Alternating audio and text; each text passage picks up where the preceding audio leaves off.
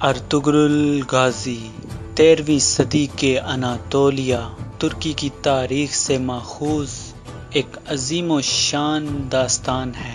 ایمان، انصاف اور محبت کی روشنائی سے لکھی ایک بہادر جنگجو کی کہانی ہے جس نے اپنی ثابت قدمی اور جرأت سے نہ صرف اپنے قبیلے بلکہ تمام عالم اسلام کی تقدیر بدل ڈالی۔ اوغوز ترکوں کے خانہ بدوش کائی قبیلے کو ایک ایسے وطن کی تلاش تھی جہاں ان کی نسلیں پروان چڑھ سکیں۔ کائی قبیلے کے سردار سلیمان شاہ کے بیٹے ارطغرل غازی نے اسلام کی سربلندی کی خاطر اپنی جان و مال اور عزیز و اقارب کو خطرے میں ڈال کر اپنے جنگجوؤں کے ساتھ مختلف ادواروں میں صلیبیوں، منگولوں، سلجوق سلطنت میں موجود غداروں اور دیگر اسلام دشمن عناصر کو شکست دی۔ 1280 میں ارطغرل کی وفات کے بعد اس کے بیٹے عثمان نے عظیم سلطنت عثمانیہ کی داغ بیٹھ